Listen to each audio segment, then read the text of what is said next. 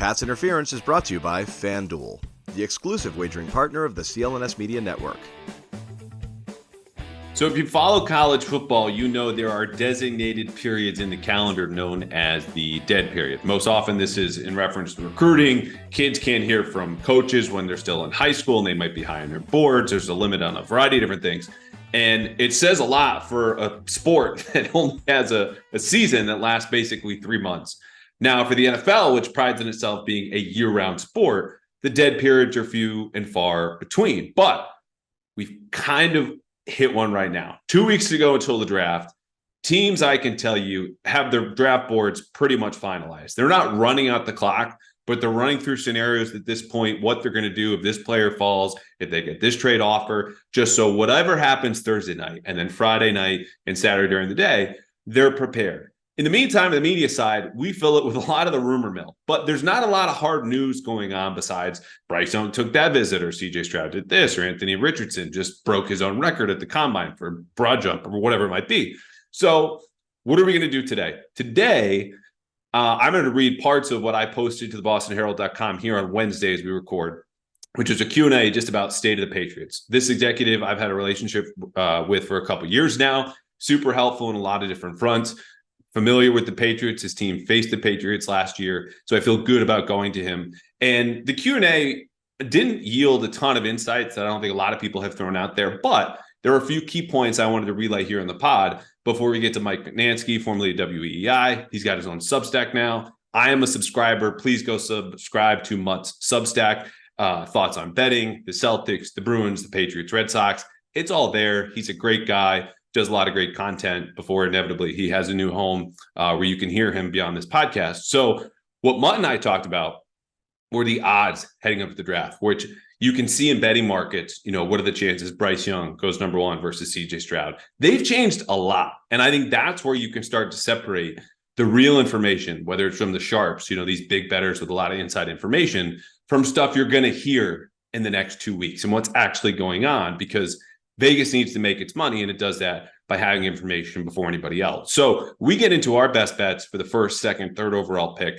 Not a ton of solid advice there, but you'll hear odds that I think will surprise you, some ideas that I think are worthy of keeping in mind as we get close to the draft. Then finally, into the Patriots odds for their first pick, what position they'll draft, then their over-under for the season, and of course, whether or not they'll make the playoffs. So Mutt and I actually split on that. Really good conversation with him. But until then, here is the current state of the Patriots as told to me by a high-ranking NFL executive who, again, knows them pretty well. So this episode of the Pat's Interference podcast still brought to you by FanDuel, the exclusive wagering partner of CLNS Media Network. Sign up now at FanDuel.com/Boston and claim your $200 bonus. Perfect time, not to mention with the C's and B's heading into what should be very favorable first-round series coming up in the playoffs.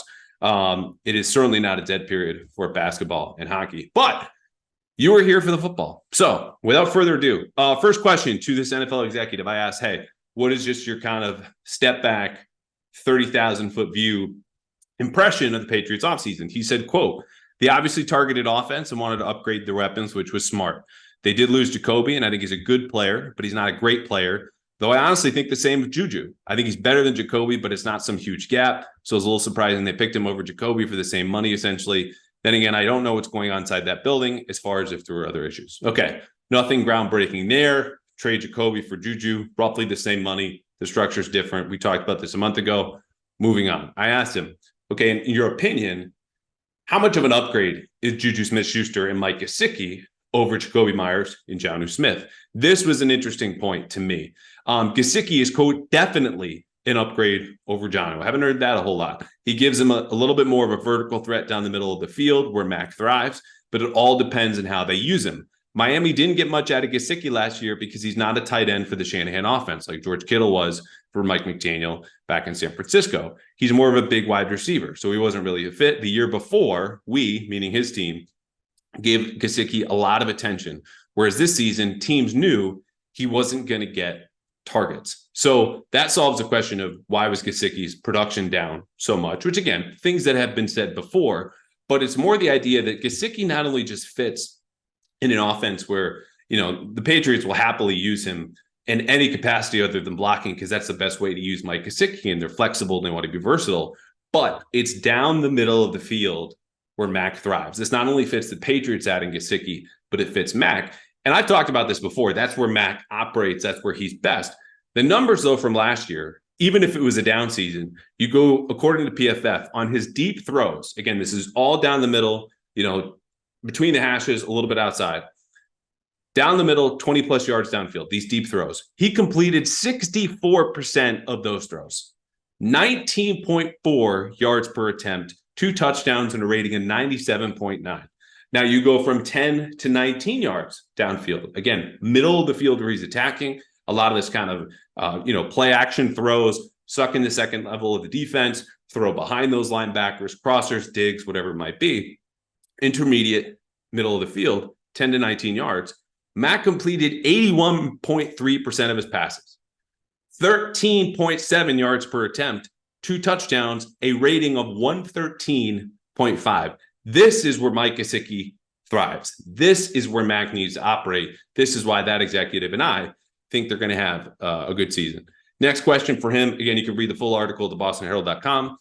Any other takeaways? All he mentioned was that, from reports that Belichick might not believe in Mac. We're not going to go into that. But that was his thought as far as, okay, why aren't the Patriots going all in to support Mac with receivers when he's on the rookie contract and you also have the extra money and invest here and there? His idea was, well, if they're not sold, they're not going to do that because then that takes up all your money to get another quarterback who in all likelihood is going to be more expensive.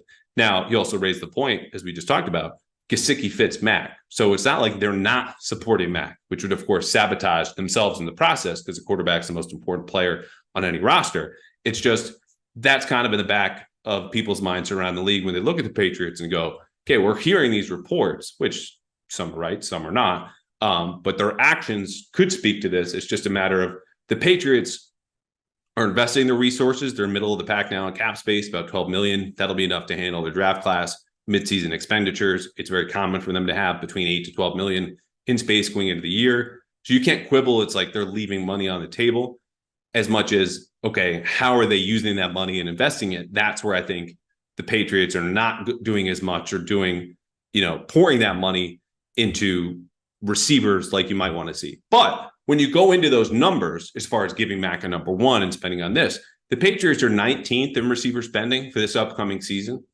When you look at the top 5, these are teams you don't want to be necessarily. The Rams, number 1 in wide receiver spending. The Cardinals, number 2. The Raiders, number 3. The Broncos, number 4. And then the Jaguars are number 5. Now, the Jaguars, of course, spend all that money in, concert with Trevor Lawrence's rookie contract, wanting to support them. We even go through 6 through 10. Miami's in there. Okay, they wouldn't have made the playoffs if the Patriots had just won their last game. They had the tiebreaker over the Dolphins. So the receiver spending doesn't necessarily correlate with winning. There's more to it. And then you look at the spending. Okay, the Patriots could still invest a little bit more and not crack the top 5 or top 10. They're still number 1 in tight end spending. And a lot of that was the mistake of Jonnu Smith, which is largely the reason that Mike Gesicki is here. Okay, to wrap this up, I asked this executive, has the Patriots offseason to date just changed what you think about them and their chances for next season? He said, quote, I think that they got a little bit more vertical in the passing game with Juju and Gesicki, but I still don't necessarily know if my overarching impressions of their issues have changed all that much. I don't think that they're particularly explosive offensively, and defensively, they don't have a lot of playmakers outside of Judon. There's no one you really fear. Like you go to Miami, an offensive team, they've got Jalen Ramsey and Xavier Howard, and you've got a plan around them. There's not a lot in New England that I say, quote, hey, watch out for that. Now, obviously, they're well coached and they do a good job, but I just think that the talent threats are still not to the level of Buffalo or the Dolphins or the Jets. So last question for him, do you expect them to finish 4th in the AFC East? He said, it's hard to say they're going to finish 4th because they've never done it, or really in the last 20 years under Belichick.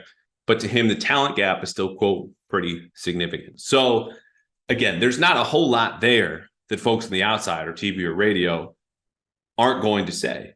But the fact that our impressions largely mirror those inside the league says a lot about the state of the Patriots. And the Patriots are once again betting that they know better about themselves than you do, than I do, that a lot of people around the league do.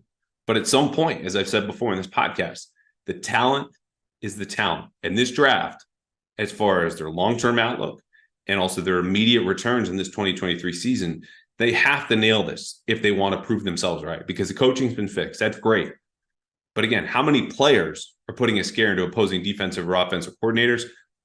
According to an executive, and I would agree with him, not a whole lot. So before we get out of here, it is always important to remind you that as our partners at FanDuel get ramped up here in Massachusetts, that FanDuel is ready to help you during baseball season, because grand slams, no hitters, and double plays are back. And there's no place better to get in on the MLB action than FanDuel, America's #1 sportsbook and official partner of Major League Baseball. New customers in Massachusetts get in on the action with $200 in bonus bets, guaranteed when you place your first $5 bet. Now, that $200 bonus bet could, again, go to the Celtics. It could go to the Bruins. It could go to the bets that I'm about to talk with Mike Mutnansky on the Patriots and what they'll do in the draft. This is good information coming to you. You just have to go and sign up at FanDuel.com/Boston, where you can bet on all your favorite sports, from the money line to point spreads to player props and more. Literally every single bet you could possibly think of is there.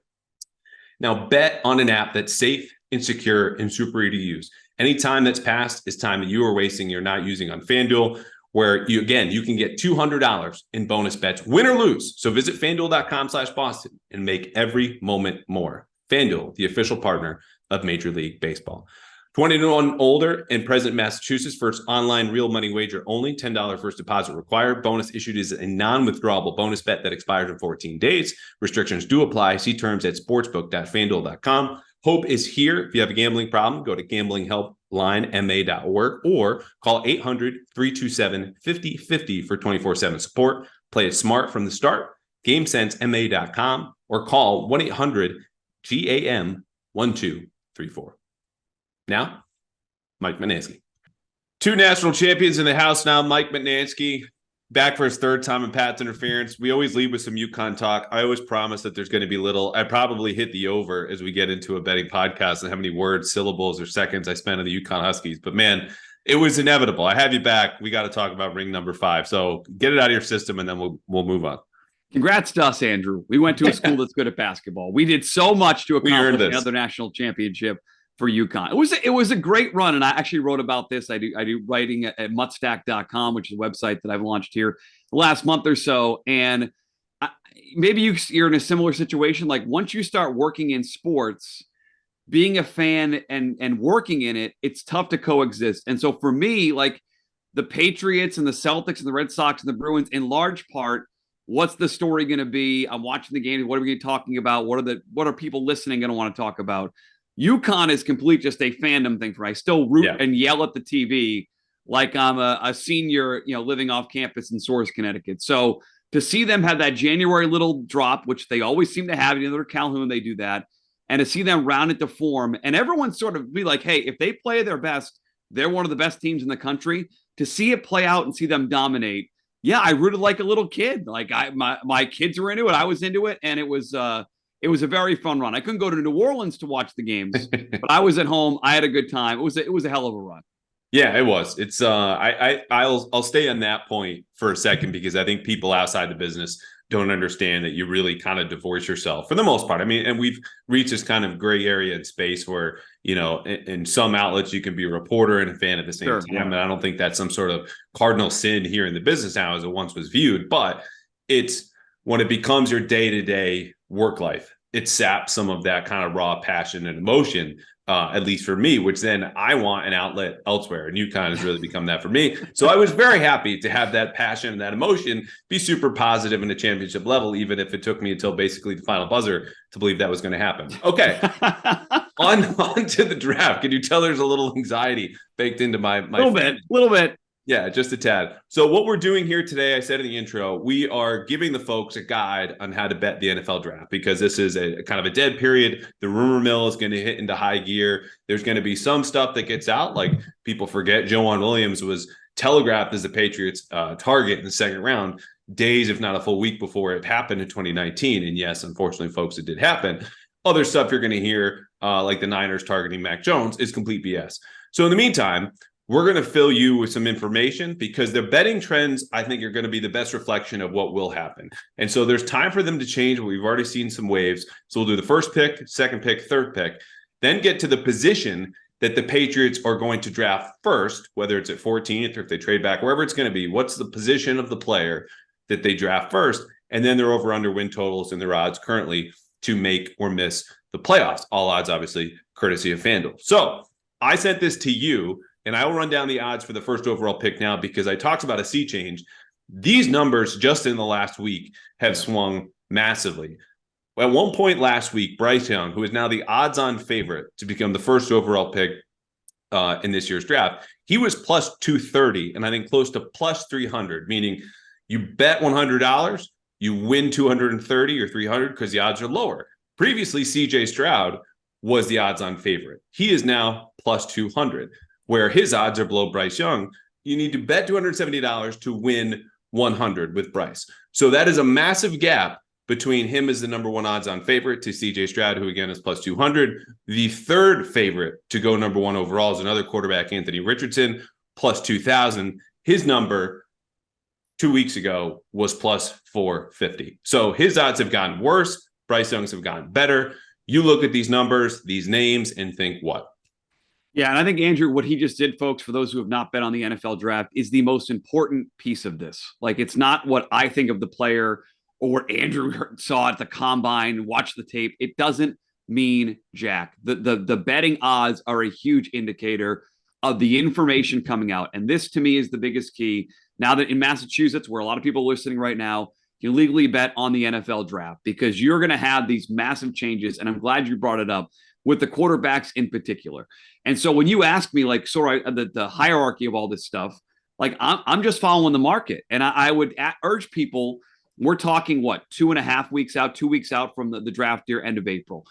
You got to sort of follow where this money is going. And you got to follow these odds changes. I think the quarterback one is a really interesting point because people expect the quarterbacks to go 1, 2 in some order, but we're 2 weeks out and they still can't decide, Andrew, what freaking order it's going to be in. And so for me, following the information on this stuff is the most important part. Figure out which guys who do mock drafts are really good at their job, which guys who are on the local or national beats are just being used as mouthpieces for the organization. That happens over and over again. You mentioned Mac Jones last year out there in San Francisco. And so my biggest takeaway is looking at the quarterbacks in particular. Nobody knows anything right now, okay? Because the odds have switched in a matter of 5 days. They have flip-flopped almost 180 from where they were between Bryce Young and CJ Stroud, as you mentioned. And so I think we're still in that period where information is key, but I don't get the sense anyone knows anything yet at the top of the draft. So you've heard from folks like Adam Schefter, and I want to say Chris Mortensen, that Carolina has swung towards Bryce Young, which is, of course, reflected in the numbers I just mentioned. Again, going from plus 230 to minus 270 now, a $500 swing. Yeah. And I will say I've heard third hand. So this is information where, again, people outside the business, don't know that it's not a matter of everything you hear, you pass on. Like, I need to sit, decide, consider, is this true? Can I confirm it elsewhere? Where did they hear it from? How solid is it? Because, it's my name attached to the report. If I hear something, I report it and it's incorrect. I don't get to go, well, this anonymous source who I've trusted and built trust with screwed up and it's on them, because then no one ever talks to me again. And it's my fault because I'm responsible for my own words. That all said, third hand, someone who knows folks in Carolina told me that, he thinks they're going to take Bryce Young. And that's been reflected here. So do I put a ton of stock into that? No. If I did, I would tweet it. I would report it. But now that the numbers have swung, and you've heard it from other outlets, people who are closer to Carolina than I am, my point here is if you want to bet on the first 3 picks, I would kind of pair Bryce Young in a small parlay as a number one overall pick with any other decision you feel confident about, which is up to you. I don't feel particularly strong. We'll get to the number 2 pick here. But are you on this is kind of the misinformation time, or people are finally starting to wise up to Carolina wants to take Bryce Young, who, all told, if we want to step back for a second, was the best quarterback in college football last year. And often we do this long circular dance of ending up in the same place where we left off at the end of the season with the draft. It's like, let's just take the best player. Yeah, they seem pretty risk averse to me. And so why I'm not convinced they're definitely going to take Bryce Young, even with this related information, is his height. Like, I still can see in the Carolina draft room, like, are we really going to take the short? Are we really going to do this? We had this ready-made guy in CJ Stroud. Like, they're going to go with quarterback. Like, I think it's pretty safe to say Carolina is drafting a quarterback. Am I confident that I want to like lock in Bryce Young at the top of parlays or the first 2 or 3 picks in a row? I'm not there yet, but I like what you said. Like, so implied odds means right now Bryce Young at minus 250.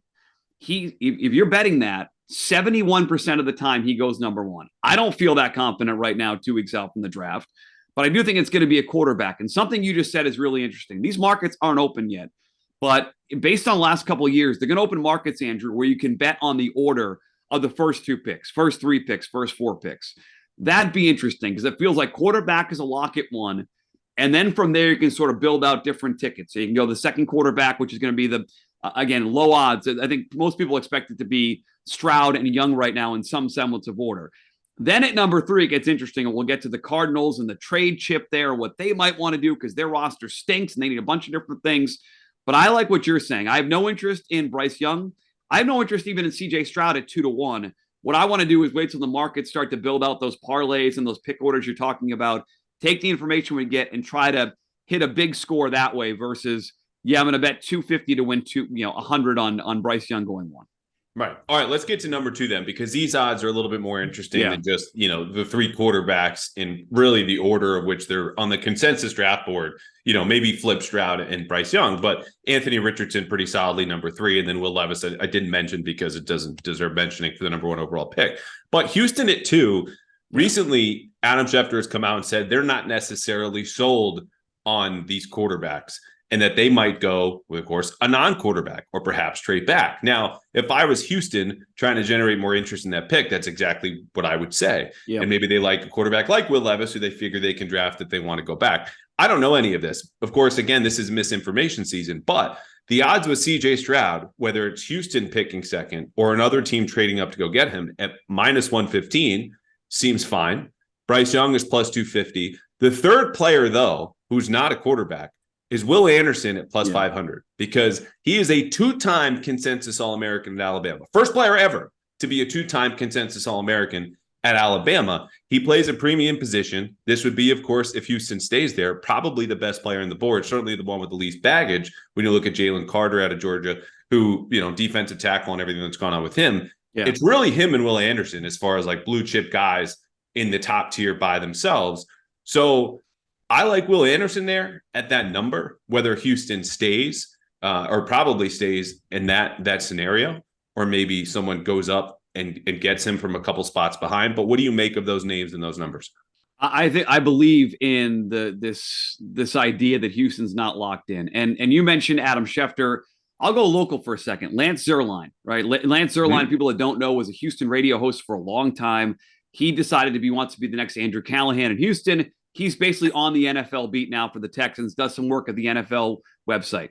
Last year, right? You go back to his last mock draft last year. He had the Texans 3 taking Darryl Stingley. Like very few people did. He was tied into it. What's that? Derek Stingley. Derek Stingley Jr., excuse me. Gotcha. And there's suggestion he might be close with the front office there in Houston. He had that nailed at number 3. He just came out in his recent mock draft last week. He has the same information Schefter does, except he has him taking Tyree Wilson, who's another edge guy. So I truly believe this is that Houston has not decided what they're doing yet. They have another pick in the first round at 12.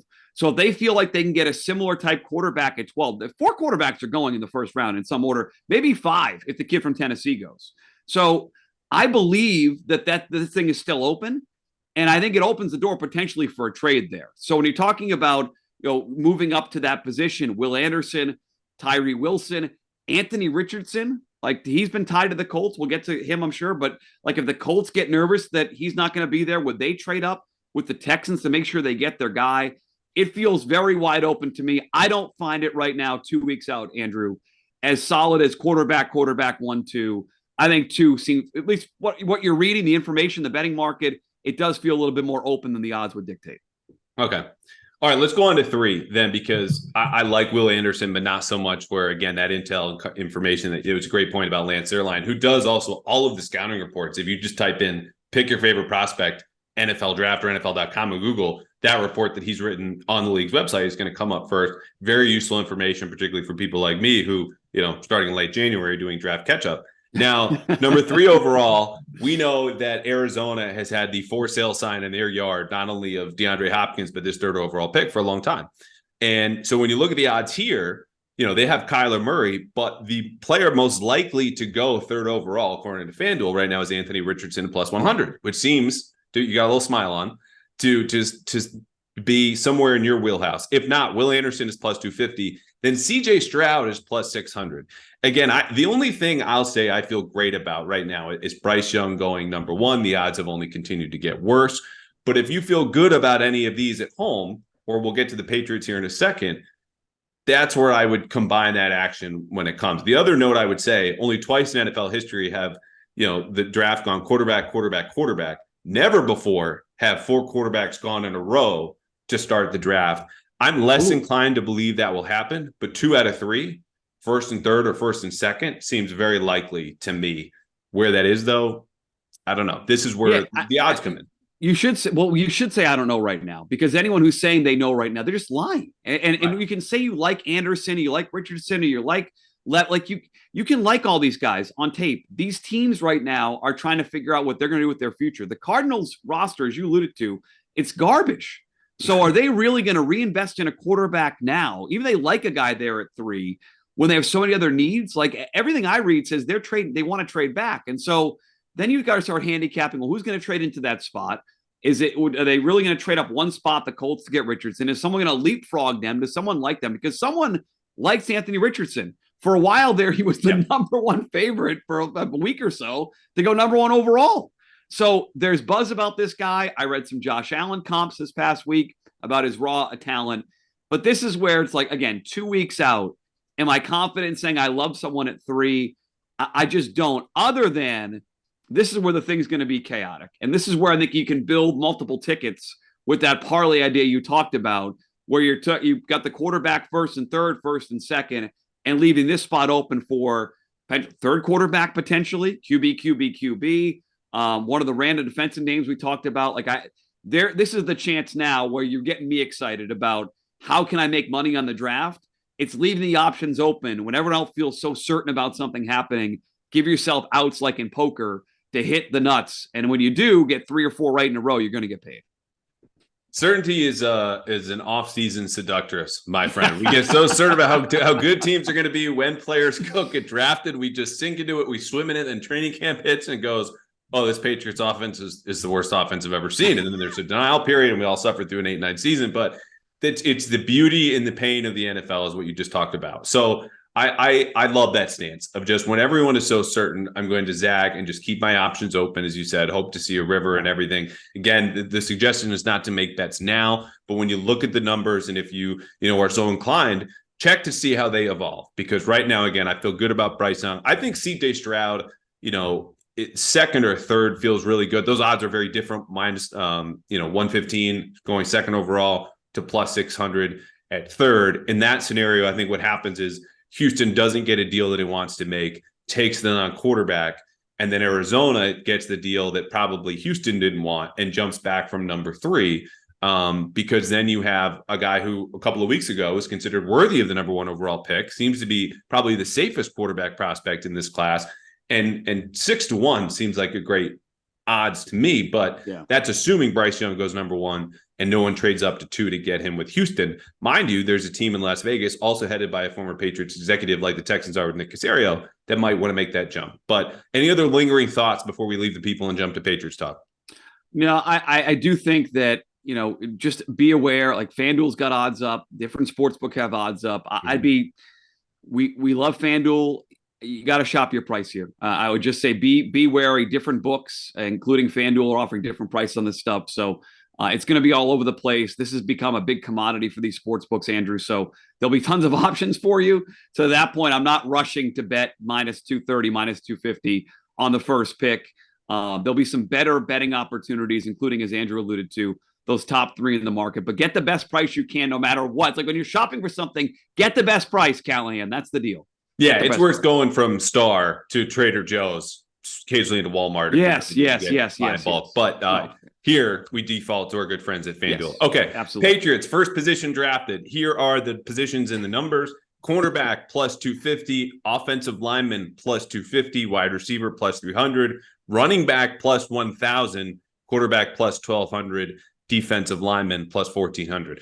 Only two of these numbers I really care about. One of which is offensive lineman, which I've said for weeks here in this podcast. I think the Patriots are either going to trade back or they're going to stick with an offensive lineman at 14th overall. They should have plenty of different options. Paris Johnson Jr., Broderick Jones, Darnell Wright, to name a few. Running back at plus 1,000 has my eye. And it's not just because Jeff Howe, friend of the podcast, tweeted last week that the Patriots have quietly been talking about blue chip running backs. Yep. Daniel Jeremiah had Bijan Robinson, a 5-star blue chip player who some have said is the best running back prospect since Saquon Barkley, mocked him to the Patriots at 14. And the Patriots are the type of team that says, even though it has been proven that running backs have been correctly devalued because rushing production is largely dependent on how well you block and how many defenders are in the box, we'll treat him like a slot receiver. He's a weapon. We'll use him as a pass catcher, all these different things, because that's just kind of what they do. They believe in their coaching and their edges and their imagination. Sometimes it hurts, sometimes it helps. But in this instance, that number plus 1,000 has my eye in that there's not only just the player who might rarely warrant based on his talent, again, not his positional value, and I will pan the pick if it happens, but they're the team to go to zag. And that's what this would be, is a running back somewhere in the middle of the first round. All right, what are you hearing? That's all I care about. Forget what I think. What are you hearing? What are they? I haven't heard anything on Bijan, but I know Jeff is not putting it out there without having multiple conversations with multiple people. I just, of all these picks, offensive lineman, that is the one I feel best about, even with corner there, because I just think they look at the corner class and go, we'll get someone in the middle rounds and we'll take him there. Yeah, it just makes too much. It's boring. Like, I want a wide receiver. Like, if you tell me, Zay Flowers is there. I want a receiver. I want an offensive piece I usually default to Mac Jones in the offense, but who the hell knows what the offense will look like next year at this point. I want an offensive player. Offensive lineman seems like way too easy. And I like plus 250 is not a huge number. It does feel like a fair price. Like, it feels like Bill's going to get this foundational offensive piece to protect his quarterback going forward. I'd love a running back, Jahmyr Gibbs, absolute stud, but he's not going to go that high in the draft.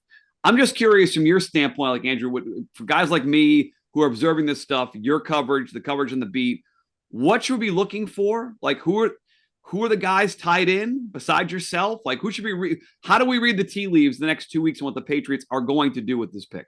I think you have folks who either came from scouting departments that are largely under the Belichick tree or school of scouting, of which Daniel Jeremiah is one, working with the Ravens, time of the Browns, Eagles are a little bit different. Louis Riddick, who played for Belichick, grew up understanding his whole scouting system. They'll have a good idea what the Patriots are thinking and what they'll do. I would just look at the running back number, and I would say, honestly, because of the talent of Bijan Robinson, in my mind, it is as likely the Patriots take a running back in the first round as a wide receiver. I think of all of these players, look and hear Zay Flowers, who I think has got a lot of hype locally. I think his agent has done a marvelous job reaching out to national people and getting his name and clips out there. He's a very good player. I just don't think the Patriots are as high on him, and I don't think a lot of teams are as high on him, particularly at 14th overall. If they do take a receiver, I think it's Jackson Smith and Jigba. I don't think, though, that they view their receiving core, again, as needing a whole lot of help. In their minds, they made that investment last year with Tyquan Thornton. And if he pans out, you've got him and Devontae Parker, Juju Smith-Schuster, who they think is an upgrade, and they're ready to roll, not to mention Hunter Henry coming on a bounce-back season.